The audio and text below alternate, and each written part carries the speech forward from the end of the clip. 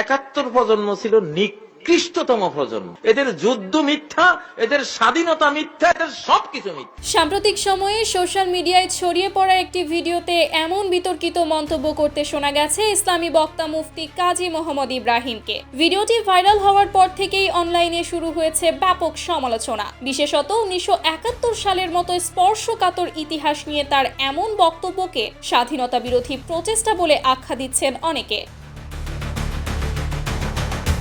প্রশ্ন উঠছে, এমন দুঃসাহসী মন্তব্য করার উৎসাহ তিনি কোথায় পেলেন? ভাইরাল ক্লিপে মুফতি ইব্রাহিম দাবি করেন, পাকিস্তান 1947 সালের 14 আগস্ট স্বাধীন হয়েছিল এবং সেই স্বাধীনতা অর্জনে বাংলাদেশিরা 60% ভূমিকা রেখেছিল। তিনি বলেন, শেরে বাংলায় AK ফজলুল হক ও শেখ মুজিবুর রহমান সহ তখনকার অনেক আলেম ওলামাই সেই আন্দোলনে যুক্ত ছিলেন। সুতরাং সেটি কি স্বাধীন রাষ্ট্র ছিল না? এমন প্রশ্ন তোলেন তিনি।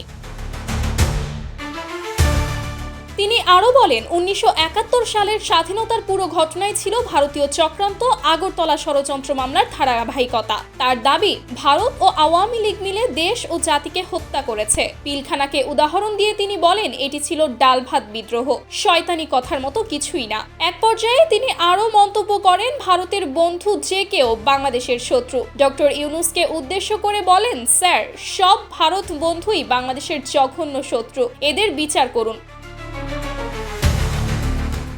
ভবিষ্যতে কোনো ভারত বন্ধুকে দেশের কোথাও দায়িত্বে বসানো হবে না ইনশাআল্লাহ। তার বক্তব্যে উপস্থিতদের সম্মতি চাইতেও দেখা যায় তাকে। এর আগে বিভিন্ন ওয়াজ মাহফিলে বৈজ্ঞানিক বিষয়ের অযৌক্তিক ব্যাখ্যা দিয়ে তিনি বিতর্কের মুখে পড়েছিলেন। করোনার টিকা নিলে নারীর দাড়ি ওঠে বা পুরুষের কণ্ঠ নারীর মতো হয়ে যায়, এমন দাবিও করেছিলেন তিনি। উস্কানিমূলক বক্তব্য ও মিথ্যা তথ্য ছড়ানোর অভিযোগে তার বিরুদ্ধে ডিজিটাল নিরাপত্তা আইনে মামলা হয়। 2021 সালের 28 সেপ্টেম্বর মোহাম্মদপুর থানা পুলিশ তাকে গ্রেফতার করে। 3 মাস 19 দিনের কারাবাস শেষে তিনি জামিনে মুক্তি পান।